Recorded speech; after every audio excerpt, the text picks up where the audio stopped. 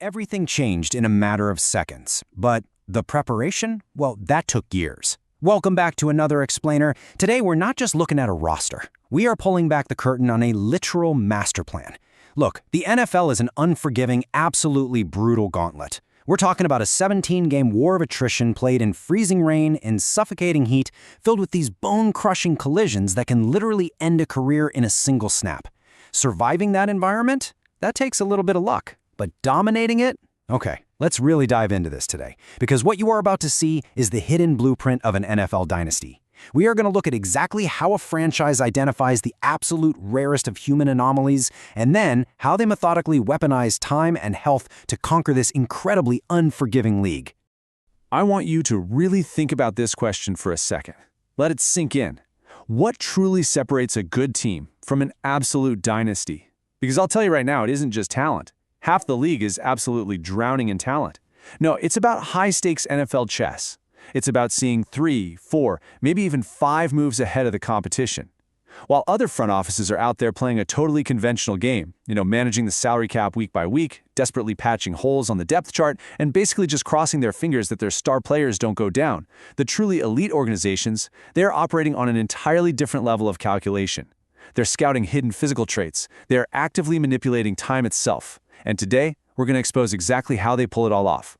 But before we uncover the rest of this master plan, welcome to NFL Nexus. If you want to understand the game at its deepest, most cinematic level, you are absolutely in the right place. Subscribe to the channel, leave a like on this explainer, and comment down below with what you thought of this breakdown. And hey, if you want to support this kind of high-level, no-fluff analysis, support the channel by becoming a channel member. Come join an elite tier of football analysis. All right, let's get right into the blueprint. 68. Now, what's genuinely fascinating is the journey that's hidden right behind this number. Markel Bell was selected as the 68th overall pick in the NFL draft. But to actually understand the player, you have to understand the sheer desperation of his beginnings. Just imagine being this massive kid in a tiny Mississippi town. You're putting in the intense work, you have all the academic qualifications, and the phone simply does not ring. No stars next to his name, no massive recruiting fanfare whatsoever. You literally have to sit there and watch smaller, less talented players get letters from Nick Saban or Kirby Smart while you remain entirely invisible to the scouting world. This wasn't a player who was handed a golden ticket, not even close. This was a player who had to absorb the massive psychological toll of rejection, carve his own path out of absolute obscurity, and start from the very bottom of the college football hierarchy. Let's actually trace that unbelievable climb. On one side, you have his early reality, scraping by with offers from smaller programs like Alcorn State and Mississippi Valley State. But he chose the grueling junior college route instead, landing at Holmes Community College just outside Jackson, Mississippi.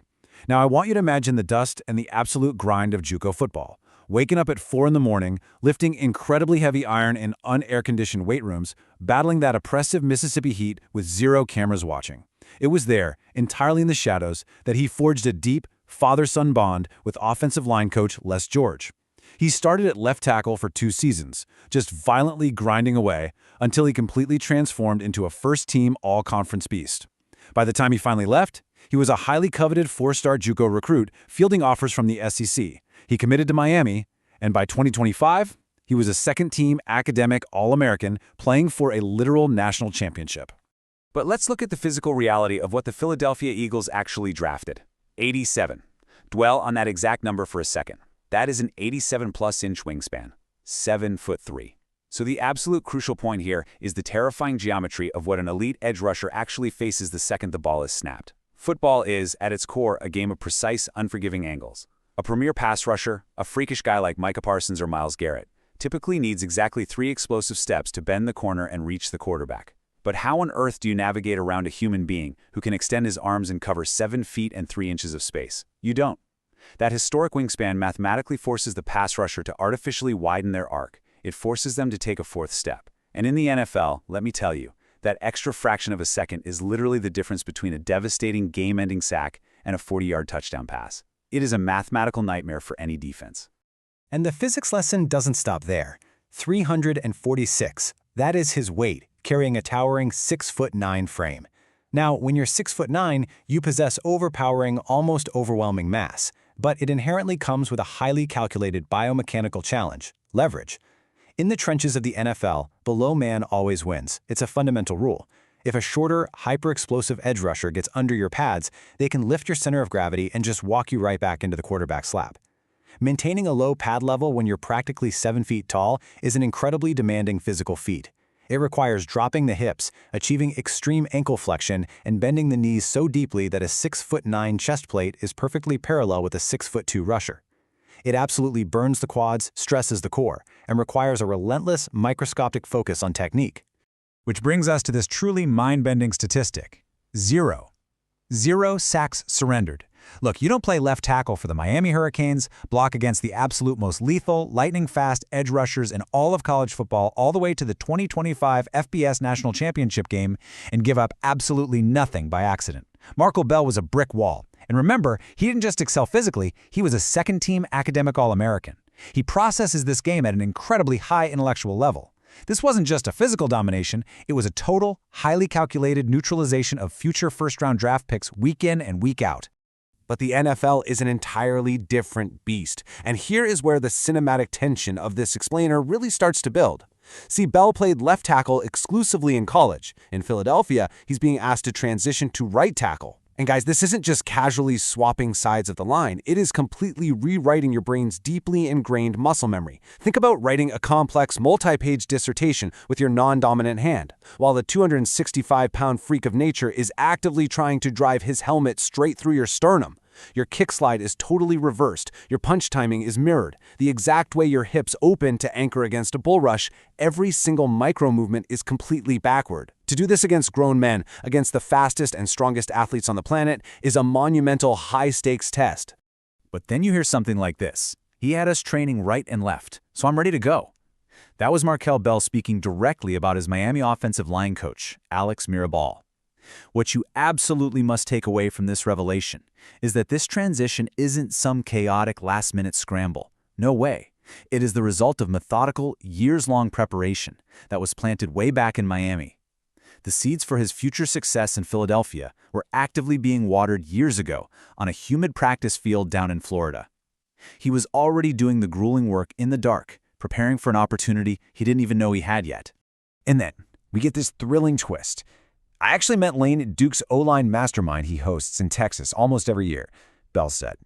For those who might not know, Duke Manyweather's O-line mastermind is this incredibly exclusive, almost secretive summit in Texas where the absolute 1% of NFL trench warriors gather to trade their most violent secrets. Bell wasn't just walking into a room full of random strangers in Philadelphia. He already possessed a personal, deeply rooted connection to future Hall of Famer Lane Johnson, the very man he's being groomed to eventually replace. The master and the apprentice had literally already crossed paths.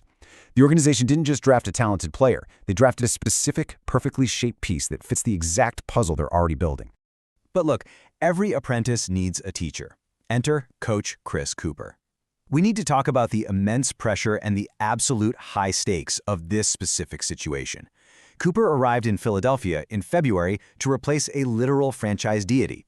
He's taking over the room from Jeff Stoutland, arguably the greatest offensive line architect of his entire generation, the literal mastermind behind the unstoppable tush-push and a relentless, legendary culture of dominance. You don't just step into a shadow that large without feeling the immense gravity of the room. Cooper has to prove, right here and right now, that he can take raw, massive clay and mold it into an immovable wall. But here's the thing. Cooper possesses the exact resume to handle that immense pressure. Look at his incredible track record in Minnesota. He forged Christian Darrisaw and Brian O'Neill into absolute elite tackles. From day one of rookie minicamp on Friday, he was already hard at work with Bell and sixth-round guard Michael Morris. And what exactly were they doing? Painstakingly focusing on that demanding pad level we talked about earlier, methodically refining the mirrored footwork required for the right side. Cooper is a master craftsman, and the Eagles organization believes with absolute, unshakable certainty that he is the exact right man to unlock Bell's terrifyingly high ceiling. Now, I want you to hold that thought about preparation for a second, because this master plan goes far, far beyond just one player. Let's completely shift our focus here and investigate a genuine, league-wide mystery. Why would a championship contender willingly surrender practice days? The NFL is ruthless. Teams are completely starved for an edge. They will fight tooth and nail for every single competitive rep they can legally get their hands on. So when the off-season minicamp schedule drops, and a hungry organization willingly steps back and says, "No thanks," it raises some major red flags. Are they getting complacent? Are they losing their edge? Or is there a deeper, highly conspiratorial strategy at play here? The answer lies right here in this number, 8. The NFLPA, the Players Union, fights incredibly hard to limit off-season work, eventually permitting teams a maximum of 10 mandatory and voluntary minicamp dates. Teams usually squeeze every single drop out of that allowance. They drained it dry. The Eagles? They're only using 8. They willingly surrender 20% of their allotted time. They scheduled 9 days in 2024 and 2025. This year, they cut it down again. This is a highly calculated, deeply controversial choice over the league's standard grueling routine. While other teams are out there grinding their players into the dirt in May and June just to prove how tough they are, this organization is playing the long game. They are doing the math. Analyze this precise timeline with me. The voluntary phase kicks off May 26th and 27th, and then there's a gap. They hit it again May 29th, then another gap before June 1st and 2nd, then June 4th. Then they open mandatory camp on June 9th and wrap the whole shebang up by June 10th. These gaps are not accidents. They aren't holidays. They are highly strategic, physiological windows. They're 48-hour periods designed specifically for clearing lactic acid from heavy muscle bellies, allowing the inevitable micro-tears in the hamstrings and the lower back to knit back together stronger. They know that what matters isn't being a hero in June. What matters is surviving the brutal, frozen war of attrition that awaits them in December and January. Head coach Nick Sirianni explained it perfectly. Listen to this. You have to do different things to make sure you're looking at it from a big picture standpoint. The big picture. That is the psychological and physical balance required before the brutal summer training camp even begins. It's about making absolutely sure that after OTAs, after minicamp, the players have exactly the right amount of time to get their bodies entirely right. It is a delicate, remarkably precise equilibrium of pushing the human body right to the ragged edge of its physical limit and then deliberately stepping back a fraction of an inch just before it breaks. But please, do not mistake this calculated rest for a lack of effort. Inside the Jefferson Health Training Complex, down in South Philadelphia during the absolute suffocating humidity of June, the standard is absolute fire. When they are on that field, these are 60 to 90-minute sessions at full, terrifying speed. It is a grueling, high-octane sprint of violently striking pads and gasping for air. They are cramming 2 hours of pure intensity into a highly compact window. The philosophy is remarkably simple. Maximize the absolute output when you are between the white lines, but do not overwork the engine. You don't sit there and redline a high-performance sports car in the garage when you have a grueling 17-game race ahead of you. And if you doubt the strategy for even a second, let's deep dive into the analytics. 176. That is the precise number of missed games due to injury this team suffered in 2025. Now, in an inherently violent sport where massive bodies collide at 20 miles per hour, that might sound like a lot. But according to Sports Info Solutions, that ranked as the 7th fewest in the entire NFL. Think about that context. While rival teams are helplessly watching their depth charts completely disintegrate by Week 10, relying on desperate practice squad elevations just to survive the weekend, this organization is mathematically preserving its most valuable assets. Let the cold, hard data prove the point. When you look at the tracking from Sports Injury Central for 2024, they were the 4th healthiest team in the entire league. This isn't luck. This isn't some fortunate, happy coincidence. It is a mathematically proven weapon. They are literally hoarding health. In a league where the last team standing is usually just a team that actually still has its star players walking, calculated rest is the single greatest competitive advantage that money simply cannot buy. And yet, beneath this protective umbrella, there's still a cutthroat, everyday reality. It's the 90-man puzzle. Just last week, during rookie minicamp, over 30 players were brought in on a strict tryout basis. And we aren't just talking about wide-eyed, undrafted rookies looking for a dream.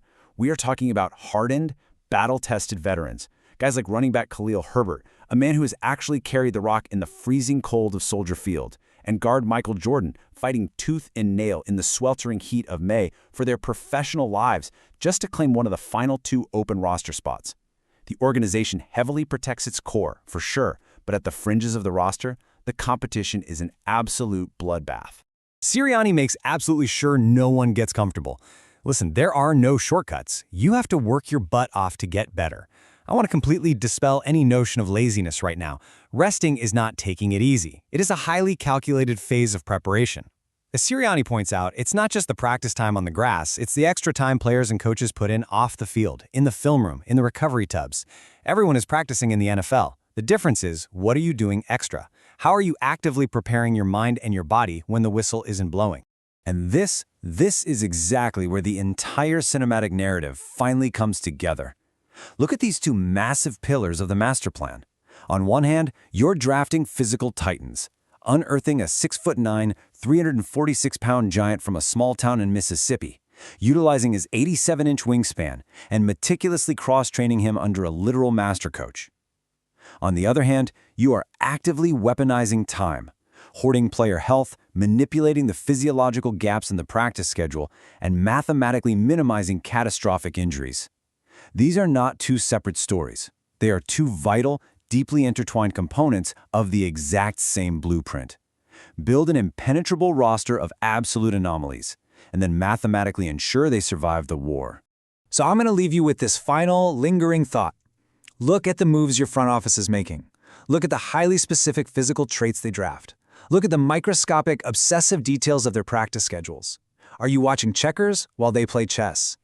The sheer scale of this organization's blueprint for dominance is absolutely staggering when you finally see it all laid out like this.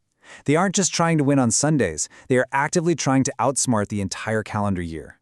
If you found this breakdown as fascinating as I did, this is exactly where you need to be. Subscribe to the channel, leave a like on this explainer, and comment down below on what you thought of this overarching strategy. Are they absolute geniuses pushing the boundaries of the sport? Are they playing with fire by surrendering valuable practice time? And remember, support us by becoming a channel member to lock in your access to this kind of elite, deep dive NFL Nexus analysis. Stay tuned, stay focused, and we'll see you in the next explainer.